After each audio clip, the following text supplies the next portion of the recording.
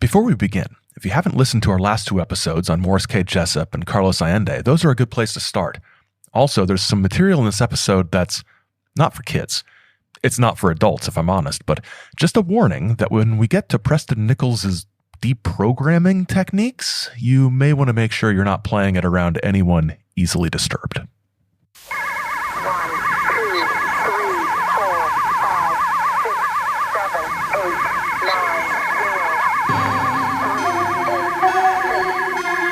I never got any money from you.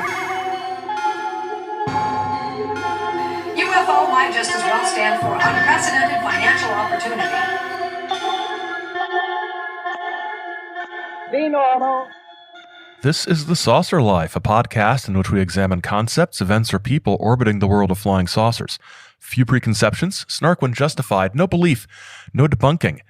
This is Al, Preston, a chair, and a monster.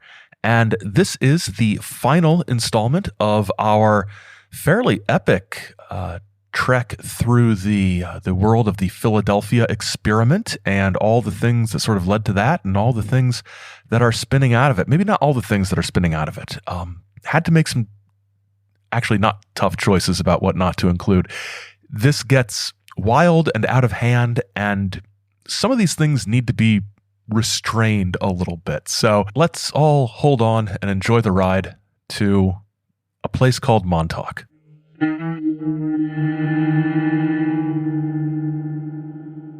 So when we last left off, we were talking about Carlos Allende and the Philadelphia experiment book and the emergence of this ship called the Eldridge into the story, or rather the same ship, but it was given a name finally. Things would continue to develop in the early 1990s with the emergence of a man named Al Bielek. And his story is complex, and there's a lot here. And one of the challenges of doing this was just trying to get all of this into a narrative that wasn't a chore to listen to. So to vary this up, to tell the story of Al Bielek, I'll be summarizing some of a 1990 speech he gave at a MUFON conference, and using information from two books, The Philadelphia Experiment and Other UFO Conspiracies by Brad Steiger with Al Bielek and Sherry Hansen Steiger, as well as The Philadelphia Experiment Chronicles, exploring the strange case of Alfred Bielek and Dr. M.K. Jessup by none other than Commander X. To present this, I'll be using some of our usual primary source gimmick, as well as words from Bielek himself, from speeches he gave that are online that are sort of telling the same story.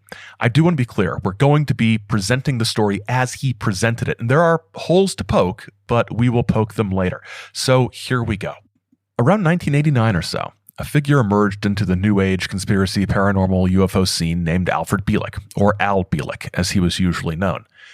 Bielek told a story about the Philadelphia experiment that had some elements of the original Carlos Allende tellings, but with some new twists.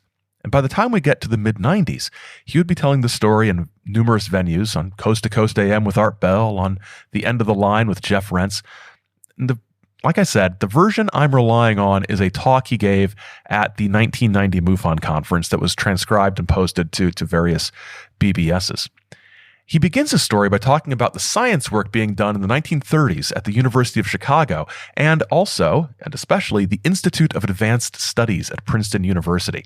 He name drops a lot of scientists, Einstein especially, a lot like Allende here, talking about Einstein and the unified field theory.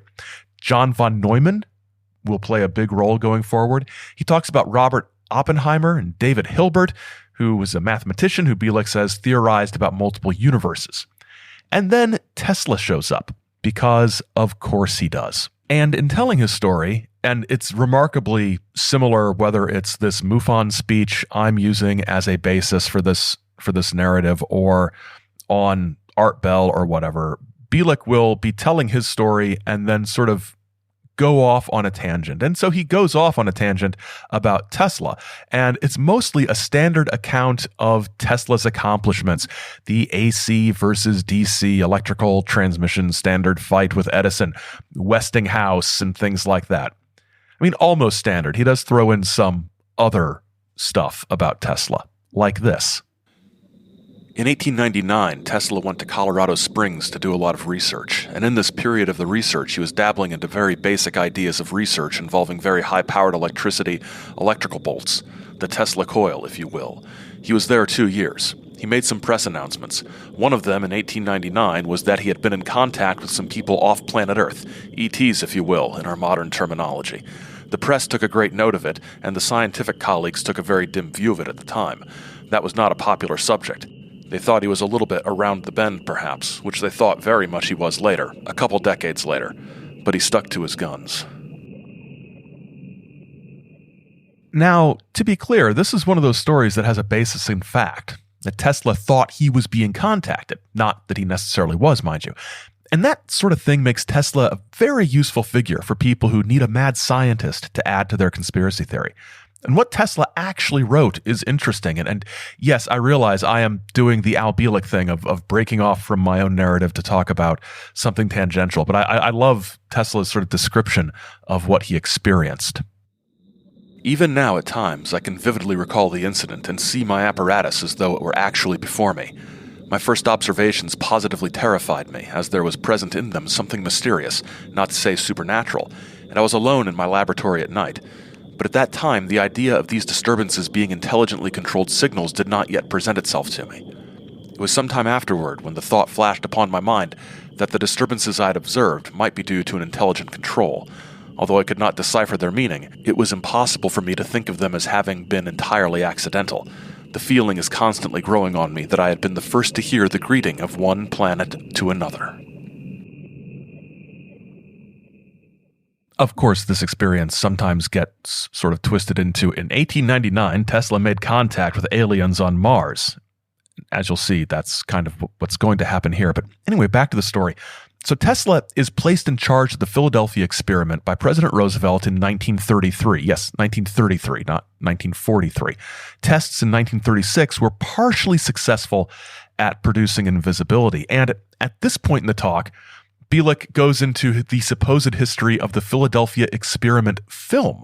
Now, I watched the Philadelphia experiment film. I did not watch the Philadelphia experiment 2. And it's a nice film. It's a nice sort of science fiction time travel film with some romance in it. It's very, very interesting. And as we'll see, time travel is going to play a role in Al Bielek's story in a way that time travel absolutely did not play a role in the Philadelphia experiment up until this point.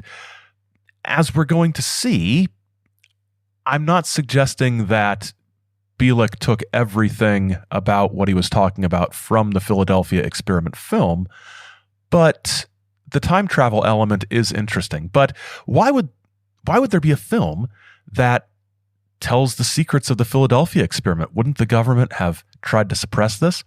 Well, according to Bielek, the government did try to suppress it. I haven't gotten into how I got involved in it yet. Didn't quite get into it at this point. I came in later, but I think what I want to do at this point is take a slight break from the theoretical side and show you a videotape. Part of it produced by EMI Thorne Corporation of England. This movie was produced basically in 1983 and was released in the United States in 1984 from England to be shown in theaters, with schedule to set up about mid-August of '84, and the movie lasted 2 weeks. About 3 days before the movie was released, EMI Thorne received a letter from the United States government saying, "We don't want this movie to be shown in the United States." They decided after some deliberation to ignore the letter because they had already made their release dates, and they said, well, 3 days we can play that we never got the letter. So they released the movie, and it was shown in various places: New York, Philadelphia. As I understand, there were huge waiting lines to see it, and various other cities around the U.S. Phoenix, Sedona, Arizona, Chicago, Los Angeles, whatever. Another letter arrived at EMI Thorne in England shortly thereafter, a very stern, "We don't want this movie to be shown in the United States." So EMI Thorne could not ignore the second letter, so they fired back at the government and said, "If you want this movie stopped, you'll have to get a court injunction to stop it." And the government said, "We will," and they did. They got a court order banning the showing of this movie in the United States. That court order took effect sometime early September, and the movie disappeared completely for 2 years. In the meantime, EMI Thorne went ahead and decided that they wanted to fight this, and they did successfully. 2 years later, they had a counter-injunction issued banning the first one, and it again became available as a videotape. I don't believe it has ever been shown in a movie house after that, but the videotape is commonly available. Movie house. I am absolutely going to start referring to cinemas as movie houses like it's 1921. So that's something, right? Injunctions and counter-injunctions. I decided I wasn't going to do too much research on this because we're on, hour 3 of this whole Philadelphia experiment thing. But I did the barest amount of research it was possible to do and still be doing something called research. And I discovered that rather than the Philadelphia experiment movie being unavailable for years due to injunctions and court battles, according to the trivia section of its IMDb entry, quote, at the time of its release, it had the fastest theatrical to video window in film history. It opened in August and was released on video by late October, end quote. That kind of turnaround is unheard of in the 80s. I mean, not that I know. My family didn't get a VCR until 1991. But yeah, it's totally being suppressed by the government. Bielek, and this is another aside, but Bielek is a really weird word to type, and my computer keeps auto-correcting it to bilk. Insert Jane Pauley clip about UFO standing for unprecedented financial opportunity. Okay, back to everything. Bielek explains that the dates of the Philadelphia experiment that we've always been told have been wrong. The Philadelphia experiment didn't take place in October of 1943, but rather in August of 1943. Now, this is the earlier end of the window that, in the Philadelphia experiment book, Moore and Berlitz discovered that the Eldridge could possibly have been where Allende said it was. So he goes on in this story, and this is one of the reasons I've always had a difficult time getting into the Al Bielek story, is because he takes forever to get anywhere. I am compressing so much. So in the end here, what is Al Bielek for? That's a good question. What is Al Bielek for? Where does he fit into all this? He explains his background, and it's kind of weird. It's kind of weird. Now you may ask, where do I fit in this picture? It's a good question. I'll give you the answer. I was not born Al Bielek.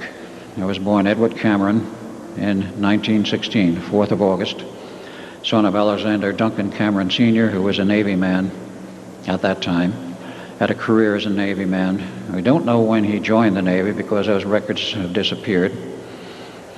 As I like to say today, the records were sanitized. And we only have one picture of him in the Navy, and that was in 1917 in his bosun's mate first-class uniform. But he was a ladies' man. He loved his ladies. And I was born in 1916 to one of his live-in marriage women. And Duncan, my brother, Duncan Cameron, named after his father, Alexander Duncan Cameron Jr., was born in 1917 in a different location in the New York area. I was born in the Bayshore area of Long Island, and Duncan was born up in Connecticut. Came the war in 1917. Father was tapped on the shoulder by the Navy and says, "You're out to sea in service now." So he abandoned his 2 wives, live-in type. They weren't legal. I've checked the records. And, of course, he led on with his life in the Navy. We were raised by Auntie Cameron in the big house in East Islip, Long Island. Completed our regular schooling. Father insisted, and he did come home once a year around Christmas. We see him for typically a week, maybe 2 weeks, that we must get a good education. So we did. I went to Princeton. Duncan went to the University of Edinburgh, Scotland. He took a PhD in physics in the summer of '39, and I took a PhD in physics in the summer of '39 at Harvard. I met Dr. von Neumann on the campus at the university in Princeton, and he insisted I should go to Harvard to get my PhD. It was, in his view, a better school at that time. So I did. I did not learn until much later why he had such an interest in me. That's an interesting, long story. In any case, we both graduated in the summer of '39 at Father's insistence, who had left the Navy in December 31st, 1929 with a heart condition and a pension. We joined the Navy in September of 1940, 50 Church Street, New York. Were given commissions, Lieutenant J.G., and sent to a special Navy 90-day wonder school for special officers and their special programs. We graduated, and in January of 1940, we joined the project at the Institute. So Al Bielek is not Al Bielek, at least not entirely. He's really Edward Cameron, or at least he used to be. And he's older than he looks, or at least, yeah, he's older than he looks. It gets stranger. And he has got a brother named Duncan. So these two brothers, Edward and Duncan Cameron, are working on the Philadelphia experiment project when World War II breaks out. And there's some runaround where they're going to be stationed. They're on the USS Pennsylvania for a bit before heading back east to work on the project. Most of all, the Navy is very concerned that these two boys stay safe because they are vital to the functioning of the Philadelphia experiment. Speaking of the experiment, Tesla is worried about the project. Particularly, he's worried about the effects of the project on human beings. And the data that informed his concerns came from a very high-level source. Along about this time, he made another press announcement in 1923 about talking with ETs off-planet, which fell on some interested ears, but a lot of dead ears also. And he maintained a stance that he was in communication with ETs. Unknown to most people, he had a second laboratory, which apparently was his main one on top of the Waldorf Astoria, on the top floor in both penthouse towers. And I know two people who said they were working with Tesla during that period, that he was using that equipment. He was talking with somebody virtually every day, and one of them was emphatic. It was someone off-planet. In plain language, he was communicating with ETs. Who? I have no idea. It's never been revealed, but during that period he got some additional information, and he suddenly went to the Navy and said, "We are going to have a personnel problem. We are going to have a very serious problem. You cannot develop the amount of power necessary to make a large ship of the line invisible without having effects on the personnel. I need more time. I need to develop countermeasures for this so that the personnel are not harmed." The Navy said, "You can't. You've got a deadline. There's a war on. Make it work. You can fix it, but don't change it." There was a deadline date, which happened to be March of 42. The specific test approached. He became very uneasy about it and finally decided, with no extension in time and no way that he could modify the hardware to correct the problem, there was only one out for him. And that was to sabotage the equipment, not by physically destroying it, but making certain that it would never work when it was turned on, which was in essence what he proceeded to do on this test date, March of 42. The battleship did not have a special crew on. It had the regular crew, although it had the specialized equipment. And the switches were thrown and nothing happened, and Mr. Tesla bowed out. He said, "Well, gentlemen, the experiment is a failure, and it's time for me to leave. There's a very good man here who can take over things and make things work for you, and that's Dr. John von Neumann. Bye." So Tesla is out, and von Neumann is in. And you and I, because we've been paying attention to the Philadelphia experiment for a while now, know why Tesla is concerned, right? Because you've got people melting into bulkheads and going insane and being on fire and everything like that. So Tesla's out, von Neumann is in. Bielek goes through a whole bunch of very legit sounding science stuff, the gist of which is that von Neumann didn't think Tesla was using enough power, so he ramped up the power involved. Now, Tesla wasn't using so much power because he didn't want everything to go wrong.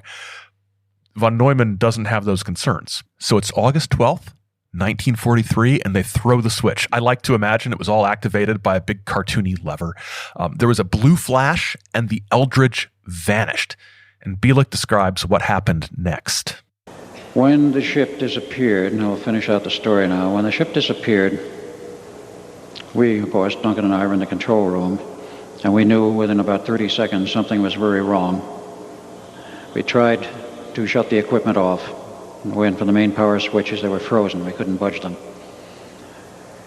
So we got the bright idea, with all kinds of arcing taking place in the control room, which had no business being there, and we didn't know what was going on. We couldn't shut it off, so out we went through the bulkhead door, went out on deck, saw all these Navy people milling around. No one was buried in the decks then.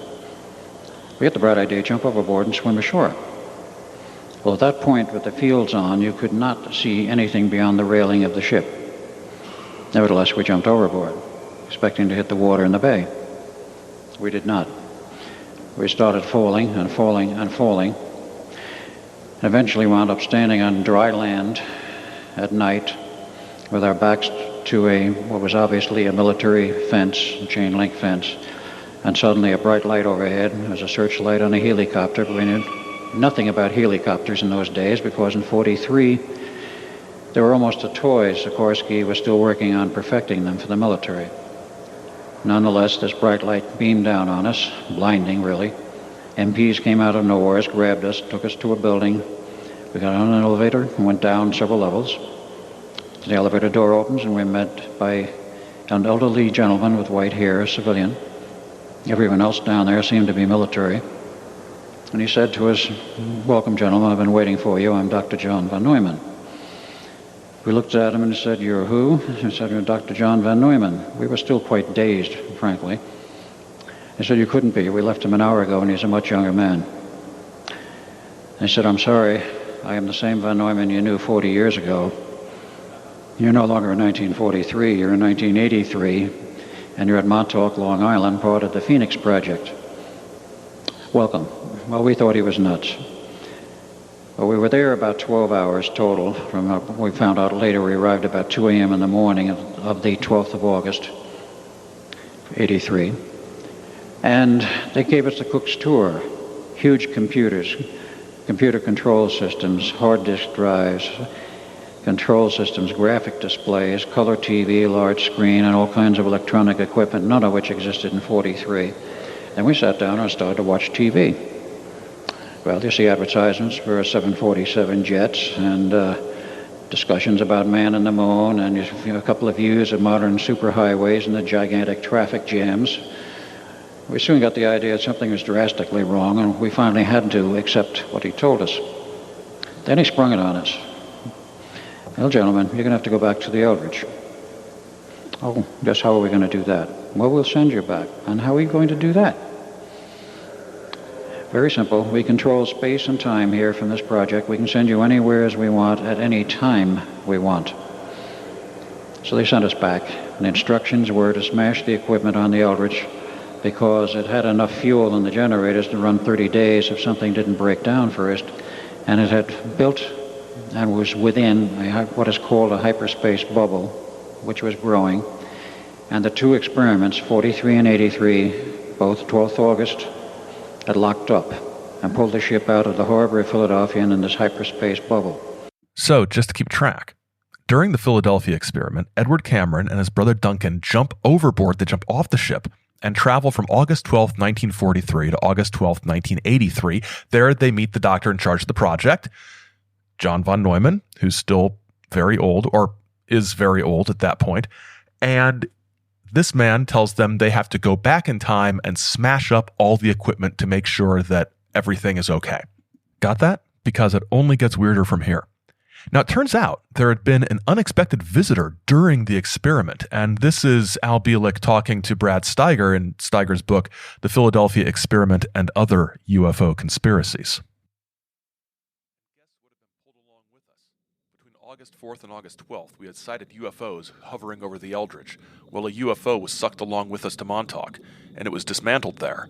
Although no one knew it then, the most important piece of equipment on the Eldridge was Tesla's zero-time generator. This incredible device was created to lock into the basic zero time of our galaxy. It provides a physical cosmological lockup that must be in place before one can attempt any exotic experiments in teleportation, invisibility, or whatever. It appears that the UFO had been trying to warn us that we must not attempt our experiment on August 12th. The Earth has its own biorhythm, just as we humans and all living things do. There's a 20-year peak that occurred that year on August 12th, 1943. We were pulled into hyperspace and emerged 40 years later in 1983. So aliens were present at the Philadelphia experiment. So what went wrong? Al says that he was told basically that it went wrong because in 1943, they didn't have a computer, and a computer was necessary for the success of the project. Because each individual has his own individual time lock reference, and when some kind of power disrupts that reference, people are torn away from their moments in time and drift away to another point in time. And this goes back to Tesla's time generator thing. So eventually, Dr. von Neumann comes up with a computer, and he is known in actual real history for being a computer pioneer. And eventually, Bielek explains, the powers that be shut the operation down, and the Eldridge is transferred to the Greek Navy, and everything is over. Or is it? What about the whole deal of Al Bielek being Edward Cameron? He explains it, kind of, here. You may not believe this, but secret government agencies have the ability to arrange new bodies for souls whose previous physical bodies have died. My brother's soul was introduced to a body that was born in 1951. For reasons that I cannot explain at this time, they cannot allow my brother or myself to die.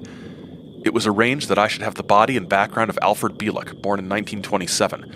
The CIA and NSA have all kinds of incredible technology that can work with the individual's genetic blueprint and the external matrix that flows around it. They can do physical age regression and progression. So at some point, Edward Cameron's soul is sent back in time to be born into a new body and live out that life as Al Bielek. Exactly when seems to vary. Bielek talks about being involved with other government projects throughout the 1940s, especially in this first book by Steiger. In any event, Edward will be reborn as Al Bielek in 1927. And at the age of 10, in 1937, he has a weird experience, which he describes almost as an awakening. This is because, he believes, 1937 was the year he first got involved in all of the Philadelphia experiment weirdness. He studies, becomes an engineer, and works in that field, but he's been brainwashed. He doesn't know about his past.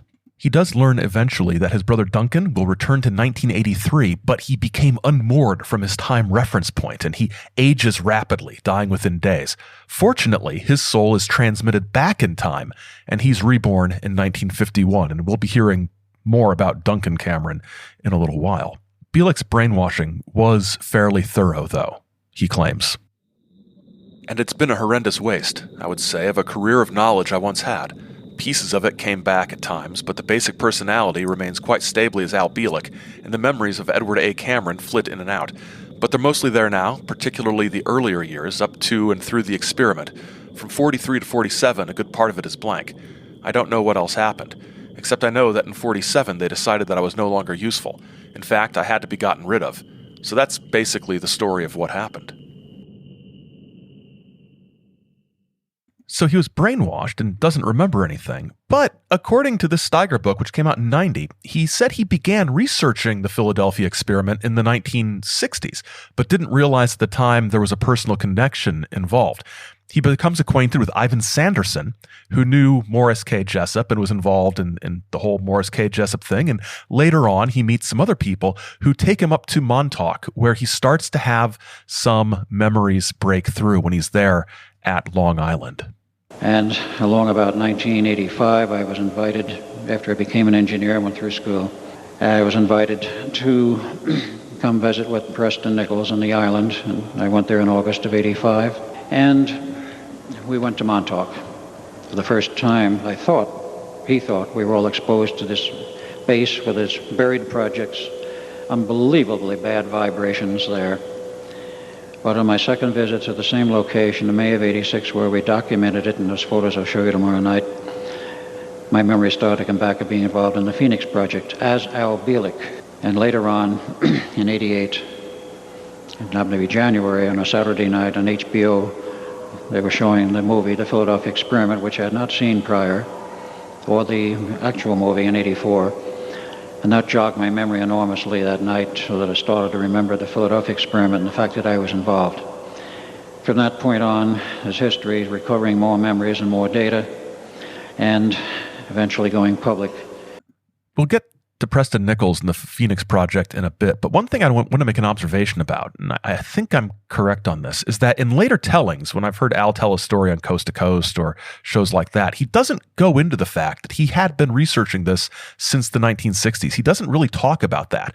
I might be misremembering, but it seems to me that the recollection I have of his story from later tellings begins with him being triggered or activated by the Philadelphia experiment movie or these visits to Montauk, rather than his Philadelphia experiment research from the 1960s. Now, one thing that's interesting in the Brad Steiger book is that Bielek implies that Sanderson somehow was privy to all this information about his previous life. Al Bielek had made acquaintance of Ivan T. Sanderson, the noted naturalist, television personality, zoologist, UFO researcher, and authority on anomalous phenomena. Sanderson, who among an almost endless list of accomplishments and hobbies was a spelunker, an amateur cave explorer, and he began to puzzle Bielek with stories of shared adventures with Bielek and his brother. The more Al would protest that he had not gone cave crawling with Sanderson, the more the colorful Scotsman would insist that Bielek had forgotten. The more that Al would argue that he did not have a brother, the more Ivan would look strangely askance at him. Ivan would go on in great detail, effortlessly describing the great times he had had with my brother and me. Bielek said, "I have since determined that Duncan and I both resemble our prior physical lives. I was a bit heavier, slightly more muscular, but almost exactly the same height. Duncan looks almost exactly as he did before. Perhaps the only significant difference is that as Camerons, we both had dark, wavy hair. Now, conveniently for everybody involved except us, these stories about Bielek and Sanderson don't come out until after Sanderson is dead. Now, there are photographs of Bielek with Sanderson that I've seen online and published in this book.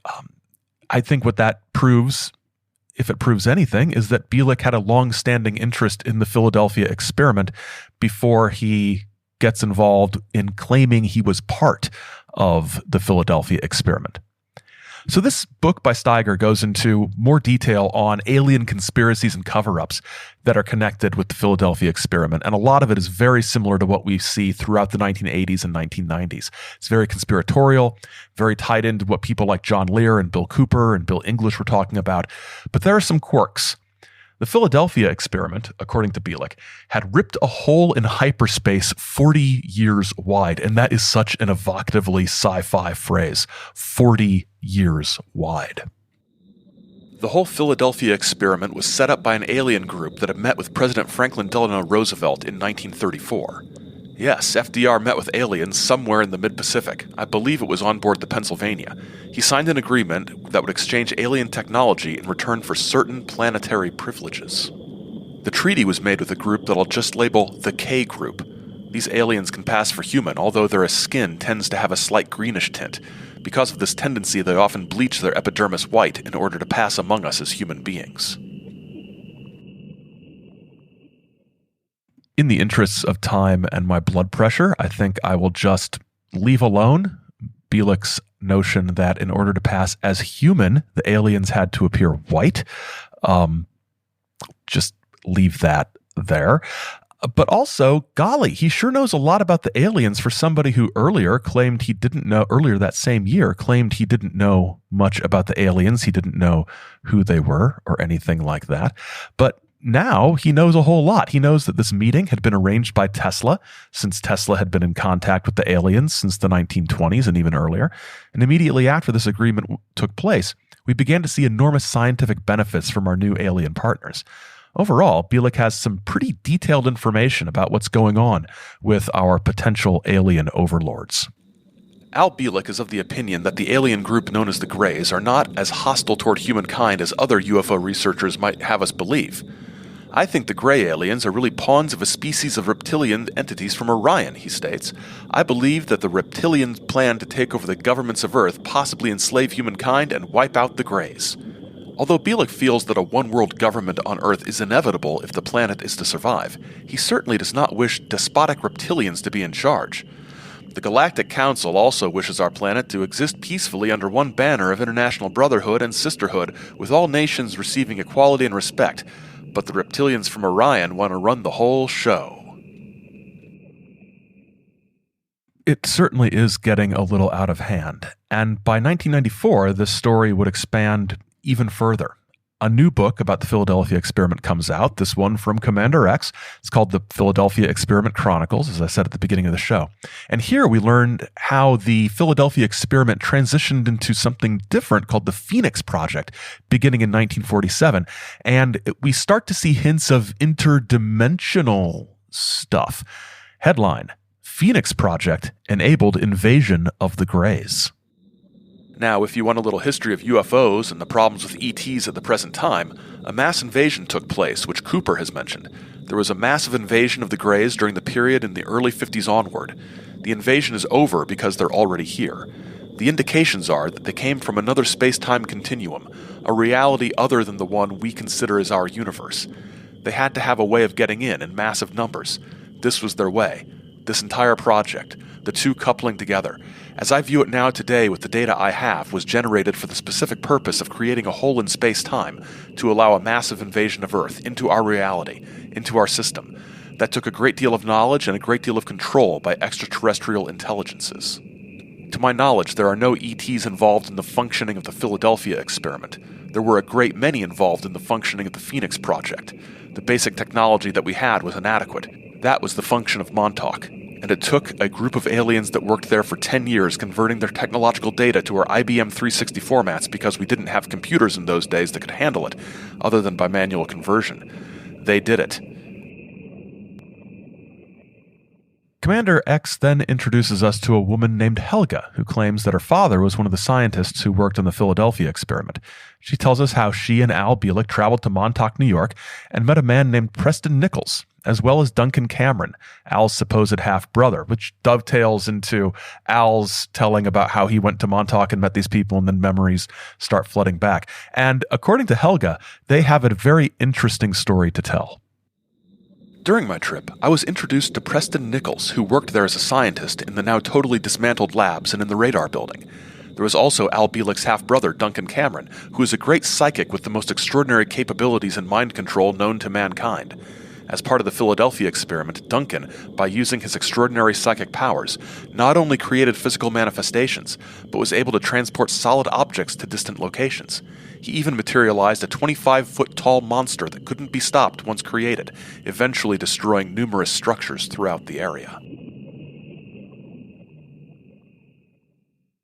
We'll hear more about that when we come back from this break. But before we get to the break, I do want to tell you what Al Bielek thought of Carlos Allende and Carlos Allende's stories. This is from the MUFON talk from 1990. Many stories are told about him. He's been interviewed many times, and certain things just don't hang together in the stories he tells. He may well have been there, but nobody has been able to nail down his real history.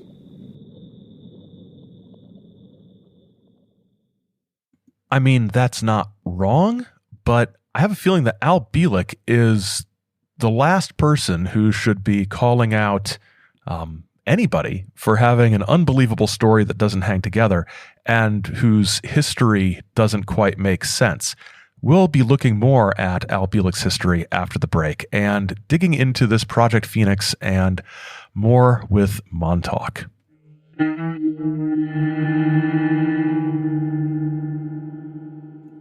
We'll be back next week as usual, fielding your questions and comments about this episode and actually about all of the Philadelphia experiment and Montauk stuff that we've covered. We'll also be looking at some tangentially related materials a little bit, some books I got a hold of that are sort of spin-offs or some things that are interesting that I didn't have time to get in the mail before I had to record things, or that just didn't quite fit. Things like the novel Thin Air, or Brad Steiger's first book about the Allende letters, or a book that connects the Philadelphia experiment to Phil Schneider of Dulce Bass fame. So get your questions and comments to us through comments on this episode on the website, social media, or through email at thesaucerlife@gmail.com.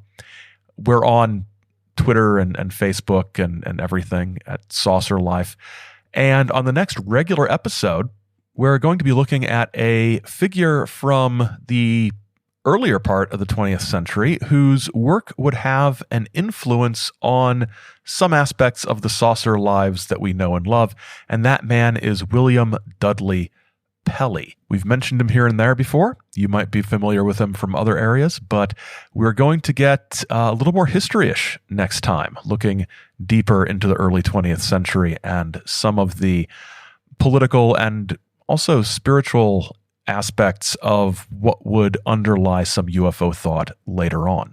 You can support the show at patreon.com/chizomedia. There's also a link in the show notes. Lots of great content there, bonus episodes, videos, extended sort of commentary on episodes, both of The Saucer Life and our other podcast, Great Lakes Lore, which I host with Samantha Engel, and lots of stuff. We're very appreciative of those who are supporting us over there. It's been fun interacting with everybody on that platform as well. So patreon.com/chizomedia, or just click the link in the show notes. And now I think we've got to get back to the program and figure out exactly whether or not Al Bielek used to be a guy named Edward Cameron, and then we're going to hightail it out to Montauk, Long Island, and we're going to sit in a magic chair.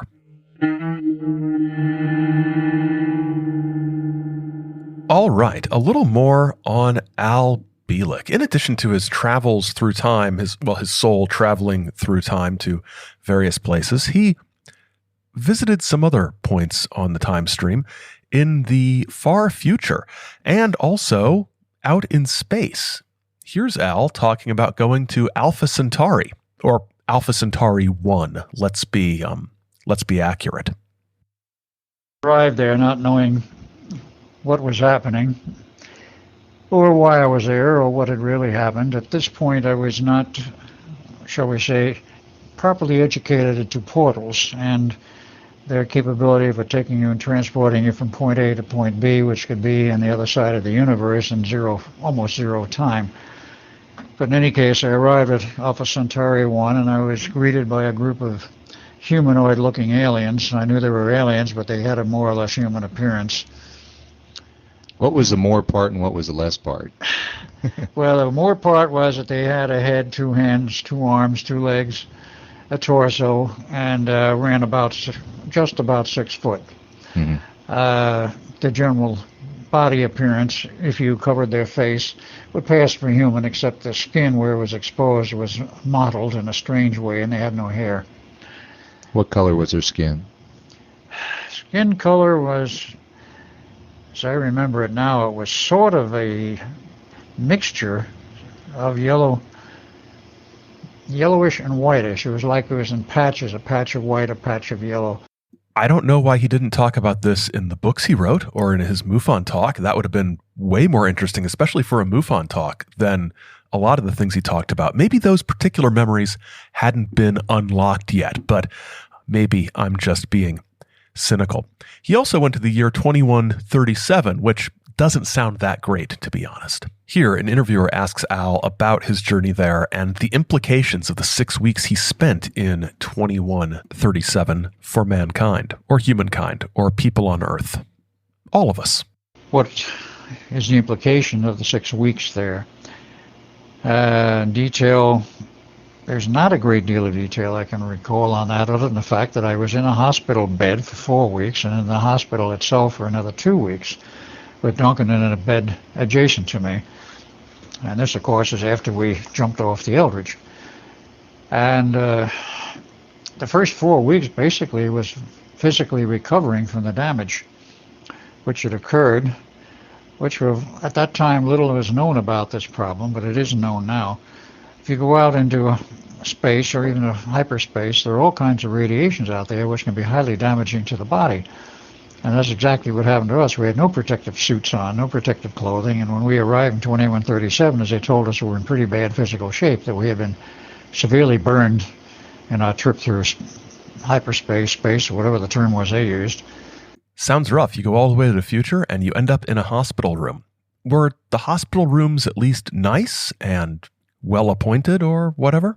But while there, of course, watching TV, as it was TV, and they had in this hospital room TV sets, and one for me, and I guess one for Duncan. Were they a little different than the kinds of TV sets we know now in the year 2000? Very little different. There were color TVs. There were screens mounted on a swivel unit up on the ceiling, so you could control the angle at which it was down and the direction in which it was swiveled towards you, so it would be aimed straight at you. The sound could come out of the ceiling speaker, or it could come from ear sets, whichever you preferred. And there was program selection. You had an automatic control for that, just like we have remotes for today. Do you recall what TV programs you watched? Wow, the future sounds absolutely amazing. Is there anything else interesting besides the TV remotes, Al? The first thing I noted was references geographically to the United States, and I noticed severe changes in the coastlines and the interior, and the fact that Europe didn't look at all like when I had remembered it. And I started asking questions. What's happened? What's been going on? That's when they said, I want to see maps of what's happened and some description. Said, it looks like there's been major earth changes. And I said, yes, there have been. It all happened in the period between the beginning of the 21st century and basically the year 2025. All right, what happened? So they told me, they showed me maps, and did describe it briefly. The East Coast of the United States was rather heavily changed, not as much as the West Coast, but neither one for that matter. None of the changes I saw would fit some of the very far out maps promulgated in the late 20th century by various people such as the I Am America group and Michael Gordon Scallion and his series of maps. Ooh, Earth Changes. It occurs to me that I would love to do an Earth Changes episode, but it isn't really very flying saucerish. And, I mean, that's one thing that I always sort of was irritated by Earth Changes episodes with Gordon Michael Scallion or Lori Toy or whoever on Coast to Coast AM, is that on the radio you're stuck having to hear their descriptions of how these maps have changed, and it's not that great. So Al Bielek also goes to, or Edward Cameron, whoever, also goes to the year 2749, and that is astounding because it's even more boring. Al, can you describe what the civilization was like in the year 2749?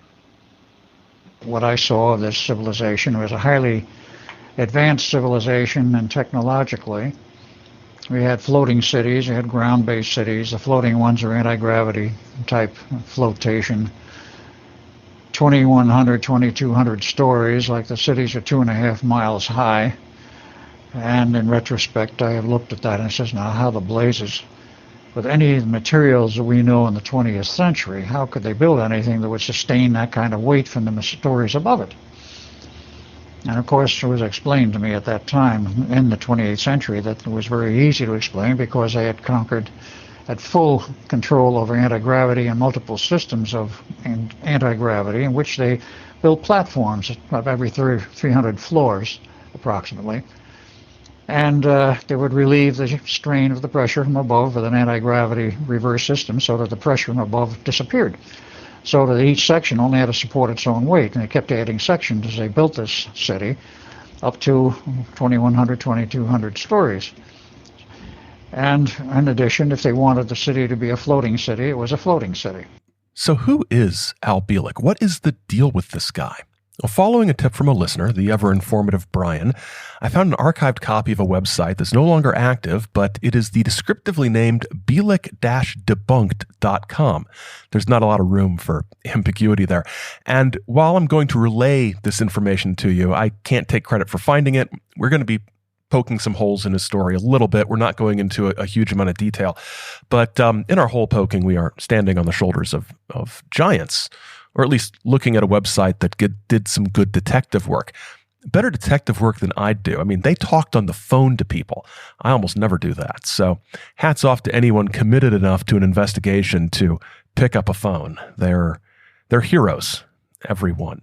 I'll put a link to it in the show notes, but basically the upshot is that they've looked into this story of Alexander Duncan Cameron, supposedly the father of Edward Cameron and Duncan Cameron Jr., and it turns out that this man exists. A man named Alexander Duncan Cameron existed, but the picture that was always on Al Bielek's website was not the picture of the same man he talked about. And the creator of this website found the grandchildren of, or the granddaughter of Alexander Duncan Cameron, saying that's his picture, but this is nothing to do with my family. They basically found a picture and a name from a Yale yearbook and then said it was a Princeton yearbook.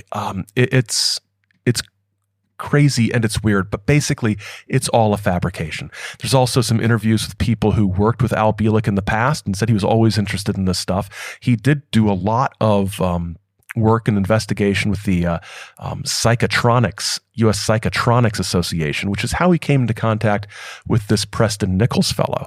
And that is where we're going to head next, to Preston Nichols and the Montauk Project. So in the early 90s or mid 90s, 1992, I guess that's early 90s, Preston Nichols teamed up with a guy named Peter Moon and wrote The Montauk Project, Experiments in Time. And Preston Nichols, it's hard to describe him. He was sort of a electronics genius who gets involved in investigating what's going on in Montauk.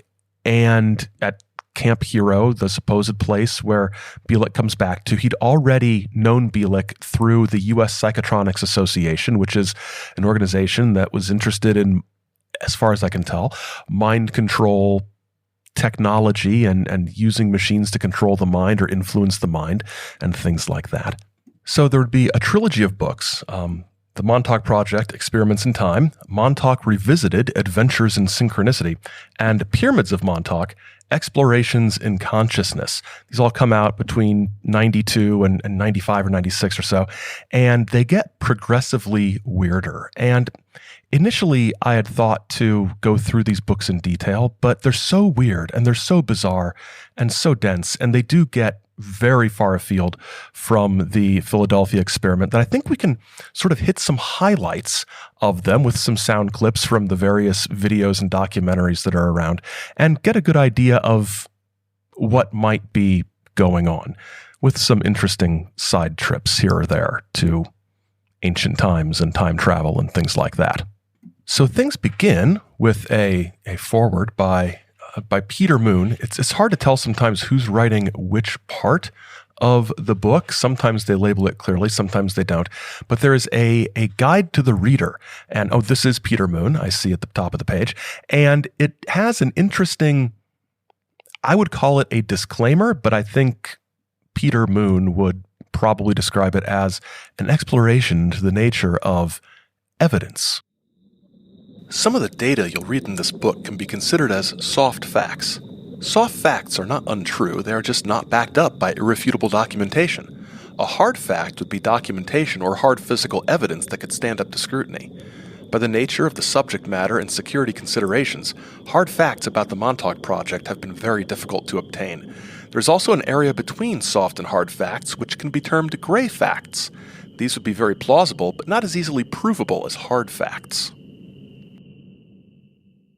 So Nichols tells us that back in the early 1970s, he was working for a large, well-known defense contractor on Long Island that he calls BJM. That's not the real name. And he began doing research into radio waves and telepathic communication. He realized that radio waves and telepathic communication work on the same principles. He's working with antennas and sorts of things, and he picks up a signal, and he traces the signal to Montauk, and he's walking around and he is meeting people and the caretaker, and he is finding strange things and strange feelings like he's been there before. Then in 1984, he meets Duncan Cameron, and this guy just shows up in his lab, and he knows where things are at Montauk. He knows where the things are, the mess hall and things like that. And Duncan decides that he might know more than he remembers. So Preston uses, he says, techniques that he learned to help Duncan unblock his memories.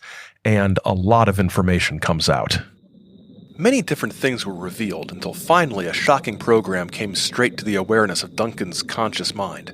He blurted out that he had been programmed to come to my place, befriend me, and then kill me and blow up my entire lab. All my work would be totally destroyed. Duncan appeared to be more outraged at all this than I was. He swore that he would no longer help those who had programmed him, and he has worked with me ever since. Further work with Duncan has revealed even more bizarre information. He had been involved in the Philadelphia experiment. He said that he and his brother Edward had served aboard the Eldridge as members of the crew. Nichols continues to feel like he has some sort of connection himself to whatever has been going on at Montauk.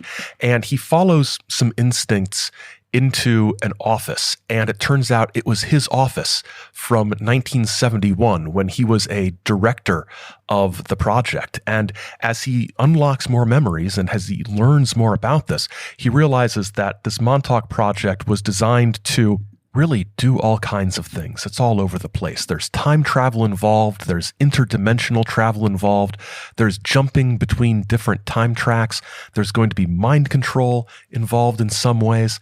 And one of the greatest things about this, and going into endless detail about it is just gonna break our brains. But one of the greatest things about it was there was a chair, the Montauk chair. And this is how it's described initially.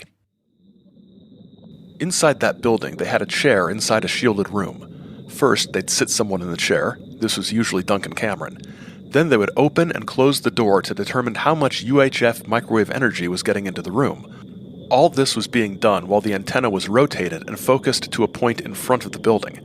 At the same time, the transmitter was blasting gigawatts of power. So what is this chair actually for? Preston Nichols goes into the technology underlying the chair. In the 1950s, ITT developed sensor technology that could literally display what a person was thinking. It was essentially a mind-reading machine. It operated on the principle of picking up the electromagnetic functions of human beings and translating those in an understandable form. It consisted of a chair in which a person would sit. Coils, which served as sensors, were placed around the chair. There were also 3 receivers, 6 channels, and a Cray 1 computer which would display what was on a person's mind, digitally or on a screen. The chair could also be used, in combination with Duncan Cameron's amazing psychic abilities, to do even more tangible things. Here, Preston explains how that worked, and this is from a video about the Montauk project that was shot on VHS and was very sort of grainy and weird and sort of home movie looking. And it gives you you can get a sort of feel for what it's like to be around Preston Nichols. So he was trained to actually visualize something in its entirety. Mm-hmm. And what they were experimenting with was precipitating or materializing objects around the base. Mm-hmm. A favorite was a can of Budweiser beer on the base commander's desk. The base commander liked Bud. So they showed Duncan a picture of the base commander's desk in his office, and he would visualize in his virtual reality a can of Budweiser beer sitting on that desk. Mm-hmm. Sure enough, it would appear on that desk. Mm-hmm. And the guy could drink it, it didn't poison him or anything. Mm-hmm. He said it was very good. It was better than typical Bud was. Oh, really? Yeah. So, amazing. A little bit later, Duncan is going to manifest something even more impressive than a can of Budweiser. So Preston also talks about how the Montauk project was working on creating portals through time for time travel and things like that. And he describes what these portals and tunnels looked like. I've been told by those who entered the tunnel that it looked like a spiral, similar to science fiction-style renditions of a vortex. When outside the tunnel, it looked like you were looking through space, from one circular opening through space to a circular but a little bit smaller window at the other end. I was considered too valuable to the technical operation and was not allowed to travel through the portal. So it's just a coincidence that it looked like the time tunnel from the old TV show, The Time Tunnel. A bit later, the Phoenix Project, which was the official name of the Montauk Project, or the project taking place at Montauk, would start recruiting people for time travel experiments and sort of large numbers of people. And Preston claims there is a Nazi connection or a neo-Nazi connection to all of this. And the time travel story, I thought it was weird when you had Al Bielek going into the year 2700 and his soul going back to 1927 or something, but the time travel aspect just gets a lot more strange. A later investigation showed that Montauk had a neo-Nazi connection and that the Nazis were still on the Aryan kick. We don't know where the kids went, what they were educated in or programmed for. Whether they came back or not is still a mystery. What information is available is that they sent every raw recruit into the future to 6037 AD, always to the same point, to what appeared to be a dead city in ruins. Everything was stationary, not unlike a dream state. There were no signs of life. In the center of the city was a square with a gold horse on a pedestal. There were inscriptions on that pedestal, and the recruits were sent there to read what they said. Each recruit would interpret and report. We still don't know what the researchers were after. They could have been trying to find the same answer from different people. I don't know. Duncan suggested there was technology in the pedestal and that they were trying to get somebody to sense or feel what the technology was. We know a lot of people were shoved somewhere into the future, maybe 200 or 300 years ahead. Estimates range from 3 to 10,000 people that were eventually abandoned. We have no idea for what purpose. I wonder if these are some of those soft facts we heard about in the introduction. The project was also sending people to Mars, to ruins on Mars. And how do we know they're sending people to Mars? Is there any corroborating evidence? Well, Nichols cites Alternative 3, which we've done an episode about, and the research of Richard Hoagland, the Face on Mars guy.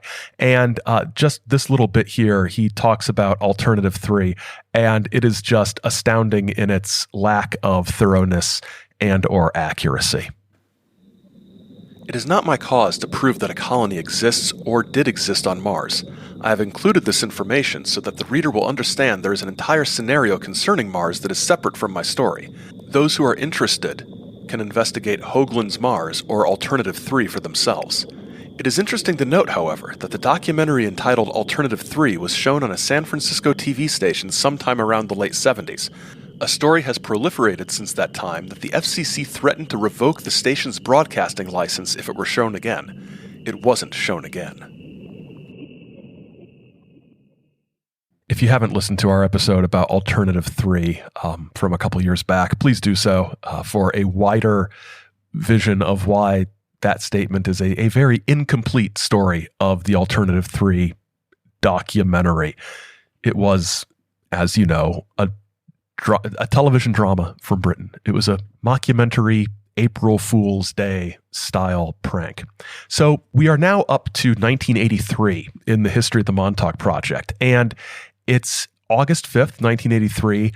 Preston says they are given orders to run the Montauk transmitter nonstop, just ripping holes in hyperspace all over the place. And a week later, the Eldridge appears. So this is where it links up with the Philadelphia experiment and the Al Bielek story. And then the Duncan from 1943 appears, and he's hanging out there with the Duncan who's at the Montauk base in 1983. And they kept him out of his own way so he wouldn't, corrupt the timelines or anything like that. But the project, Nichols says, had reached, quote, apocalyptic proportions.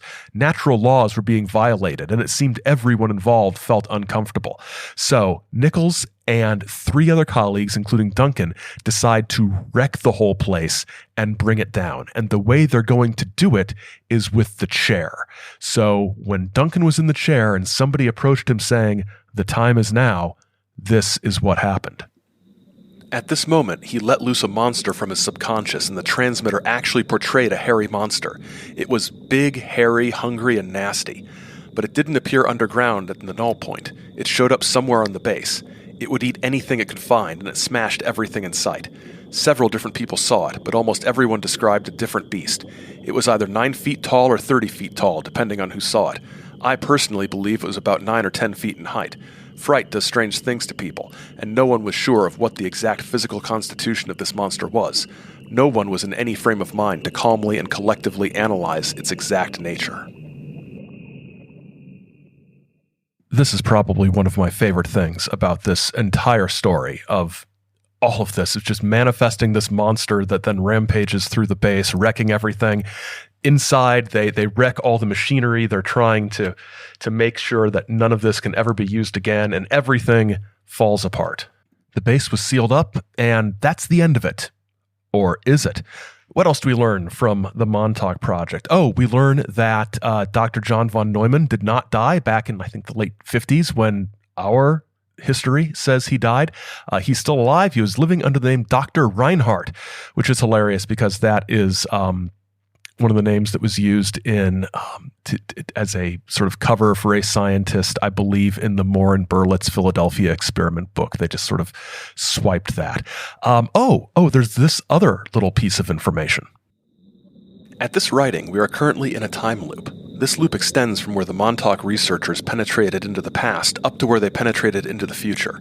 It's fixed and would appear unalterable. However, this does not mean that we are all relegated to being hopeless slaves of time manipulators. The subconscious has its automatic or hypnotic levels, but it also contains the seeds of freedom, dreams. If one can dream something, it can be brought into being. Like a big, giant, hairy monster that destroys your Air Force base.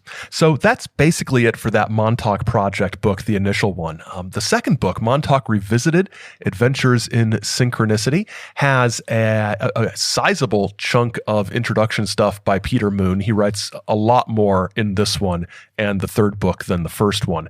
But he has this to say about Preston. Preston is a walking, talking security risk as far as the intelligence community is concerned. There's no question in my own mind that he has been involved with secret government and intelligence projects.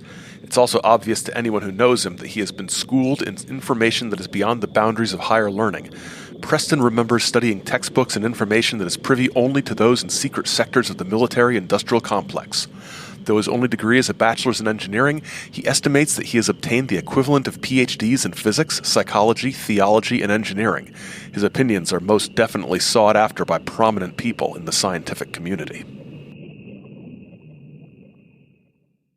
Among the interesting things in this book is an entire chapter dedicated to skullduggery surrounding the Philadelphia Experiment movie, including tracking down one of the scriptwriters who claims that he was the one who put the time travel elements into the script, that before it had just been sort of a conspiracy kind of movie. But Peter Moon does not believe this. Could this be another disinformation ploy, to cover up things? Because remember, time travel really hadn't been part of the Philadelphia Experiment thing at all until Bielek shows up and the Montauk people show up. So I mean, the movie having the time travel stuff in it, and then subsequently time travel gets added to the Philadelphia Experiment by these people selling books and selling tickets to talks and things like that. I don't know. It seems kind of suspicious to me. There's a lot more we could go into with some of the details about Nazi occult things and magic and Aleister Crowley, and they bring in L. Ron Hubbard and Jack Parsons and the Babylon working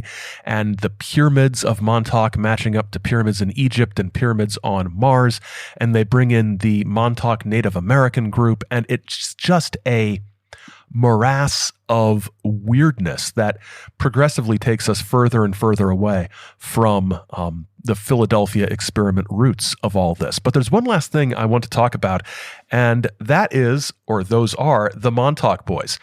Beginning in the early 70s, the Montauk group became interested in mind-controlling young boys. They were separated into three groups, ages 6 to 12, 13 to 16, and 16 to 22.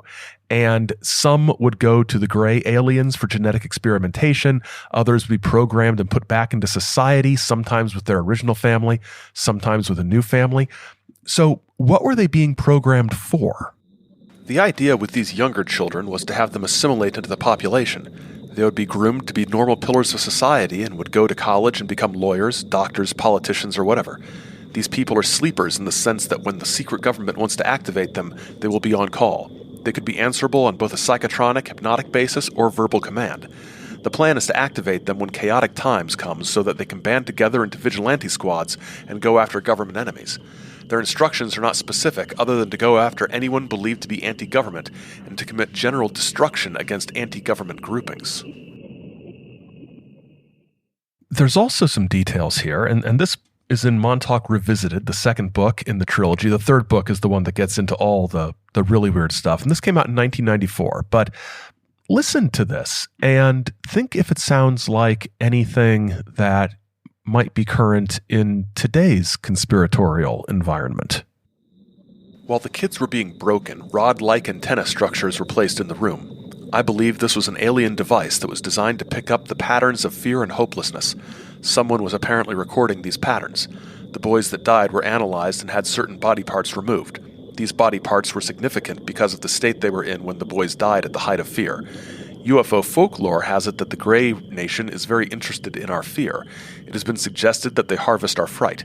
At Montauk, it is possible that the kids' scenario was originally set up by the Greys for their own purposes. It is also possible that they suggested it and the Montauk brass did it for their own purposes. So maybe I'm just too steeped in conspiracy culture, but this sounds so much like the adrenochrome extraction stuff that is current in the sort of QAnon adjacent conspiracy community. So a few years back, there was a TV show called Disinformation TV, and it looked at a lot of really weird stuff, sort of turn of the millennium stuff. And they did a segment, like a 10-minute segment on the Montauk Project, which was really, really fascinating. And here we have Preston Nichols talking about how these Montauk boys would come find him after his presentations. Usually they hear me speak, then they come up to me after the lecture and say, am I one of the Montauk boys he spoke of? And of course I ask them, why are they questioning? And they say, well, it feels right. Or some say they have dreams. There's also a man interviewed in this documentary named Stuart Swerdlow, who claimed he was part of the Montauk Project and was used in time travel experimentation and missions. We'll hear one example in a little bit. But he had a slightly different opinion about these people who claimed to be Montauk boys or wanted to be Montauk boys. Well, there are people who want to believe they're involved in the Montauk Project because to them, on the outside, it may appear glamorous, mysterious. There's a certain intrigue involved that makes them special. What they don't realize is for the people who have really been involved, it's been a very traumatic, debasing, and degrading experience that nobody should go through. As for Swerdlow's mission he undertook, this is just wild. Listen to this. This is just fun and weird. I was sent through the portal with a pistol, and my goal was to actually kill the Christ figure. And what happened was, when I saw him coming down the steps of the temple, I couldn't do it. I ran away. They sent me back when he was up on the cross. And my goal then was to extract vials of blood from his body, which I did do. And I did bring them back. Was the idea to bring about a forced apocalypse? What? No, he was supposed to, they were going to take the blood, clone the blood. Basically shoot up Duncan with, replace all his blood with the clone blood of Christ. Then he'd board a craft, fly from Mars to here, land, proclaim himself Christ, say that he's Christ returned. Well, what would happen is the medical people would take a sample of his blood and compare it to a blood sample from the Shroud of Turin. And they say genetically it's the same. Soft facts, folks. Soft facts. Okay, one last thing, and this is what the disclaimer at the beginning was about. Preston Nichols had a technique for deprogramming these Montauk boys, and this is where the documentary reveals that. This is rough stuff. The woman's voice you're hearing is Alexandra Bruce, who wrote a book we'll be covering next week in our listener feedback and sort of wrap-up session of tangential things. She wrote a book called The Philadelphia Experiment Murders.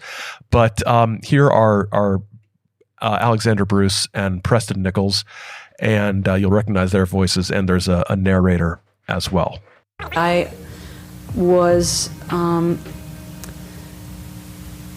interviewing a young man last year who also claims to have been part of the Antichrist Project, which is what it was known as, and he is a Satanist and very messed up, I believe, by a lot of multidimensional weirdness, including certain deprogramming work that was done on him by Preston, and I do have my problems with that whole scenario. I have the ability through my empathic or empathy to literally be able to scan and look into a human being. They involved masturbating young men a lot with the help of, I think, certain radionic devices, and then questioning them, like inquisitioning them in that kind of a scenario. Let me ask you this. If you have this ability, look at me and tell me what you see. I can't just look at you. I literally have to feel your your aura and your frequencies and scan in. I do it through hand scans. That's to be close on. That is so creepy. That is so creepy. And I think that's kind of where I want to draw a line under the Montauk Project.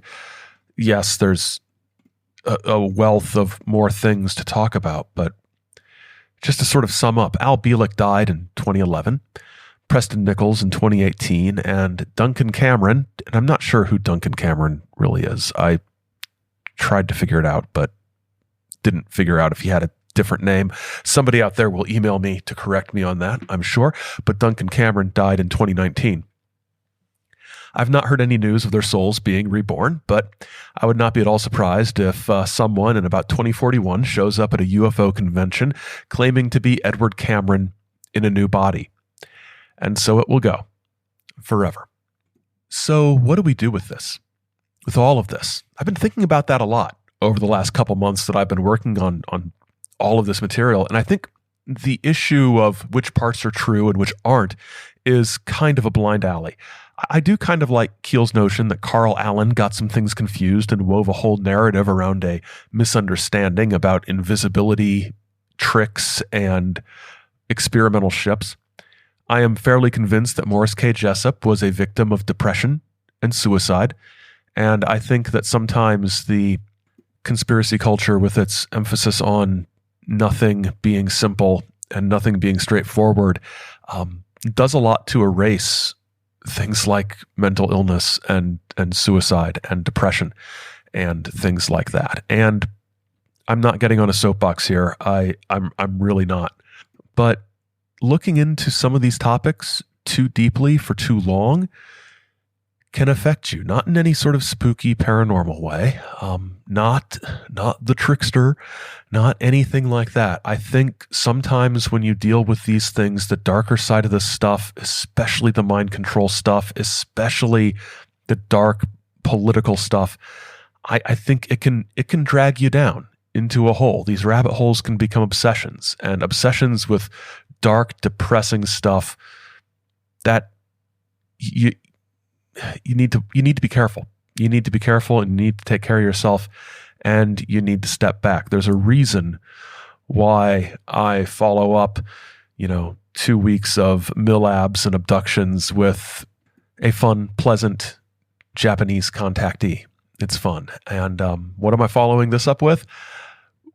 William Dudley Pelley and the Silver Shirts and their connection and right-wing politics and fascism's connections to ufology. So diving right back in there. But I've learned when to step back, and that was kind of a soapbox, wasn't it? Take care of yourselves, okay? This is weird stuff. Sometimes this is weird stuff. So moving on, I'm pretty sure Preston Nichols was a weird, creepy kind of predator a little bit with his deprogramming techniques. And I purposefully did not look into how young some of the Montauk boys were, these young men that he deprogrammed. Anyway, but I think the best way to think about all this is almost as a reflection of how the worlds of ufology and conspiracy get progressively darker over the decades.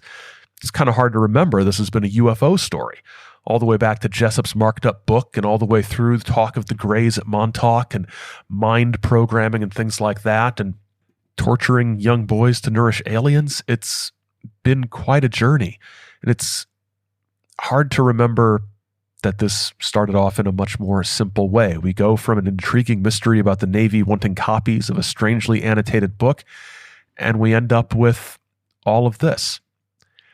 When I mentioned I was going to be looking into Montauk a bit, several people on social media and friends who are into this sort of thing, a lot of people told me I was in for a wild ride, and they were right. If I didn't do it justice, and I'm not claiming that I did, it's because it sometimes veered into areas where I'm just not competent or interested. Magic and the occult for the not competent, pseudo-scientific technobabble for the not interested part. But I will say this. Al Bielek comes across as an utterly straightforward and sincere speaker when saying the most outrageous nonsense. It's an amazing gift. overall, I think this has been an interesting study in how narratives change and develop over time and how they can be manipulated and twisted into something else. And that is, of course, kind of my bread and butter on this show and in my research and writing. So this has been a useful exercise, and I hope you've enjoyed it as well. And now I can cross the Philadelphia experiment off a list of topics that dates back to about 2017. So again, I hope you enjoyed this ride. I did.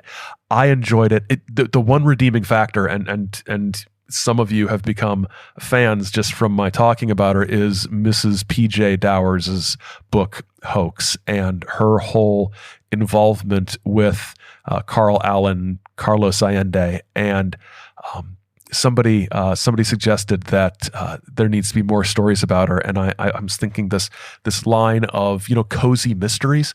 What about cozy ufology with Mrs. Dowers and her boy solving UFO mysteries? I think Black Wolf on Twitter contacted me with some ideas that sort of put that idea of cozy UFO investigation in my head.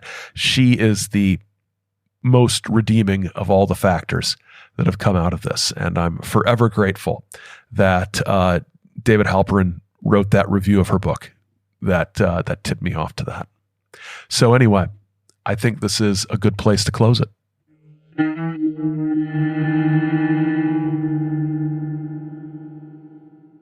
Okay, I've got some thanks and acknowledgments for this episode. Brian R. for loads of background information on Bielek, for tipping me off on that Disinformation TV segment, and some excellent digitized ancient videotapes of, I think the Preston Nichols clip that you heard about the beer can was from something he sourced for me. Also, the Al Bielek Debunked website is outstanding and really good stuff right there. The website de173.com, again, more information about every aspect of the Philadelphia experiment than anybody needs. I mean, nobody needs all of it, but if you're looking into these topics, you're going to need something that is at DE173. If there's anybody out there who in a tweet or a DM or an email or a comment on the website said something that put a seed in my head for a later segment, and I'm not mentioning you, I'm very sorry. If I have taken any suggestions or ideas or advice or help and done something stupid with it, it's completely on me, not on you. Thank you for listening. Remember to send in your questions and comments via the usual social media or email or website channels, and we'll address them on the feedback episode next week, where we'll also be closing the loop on some tangentially related Philadelphia experiment material. And then William Dudley Pelley. For Lester out there listening, yes, you're going to get a William Dudley Pelley episode, and I hope you enjoy it when I get to it. I'm excited because it lets me be a historian a little bit, which it turns out I'm actually pretty okay at. Our associate producer is Simpson J. Hanover III, and The Saucer Life is a production of Chizo Media LLC. Chizo Media, our heart, as ever, is with the people. Till next time, keep watching the skies, because the skies are watching you. And thank you for hanging in with me through this 3-episode saga. I'm exhausted. I'll see you on the other side. Good night.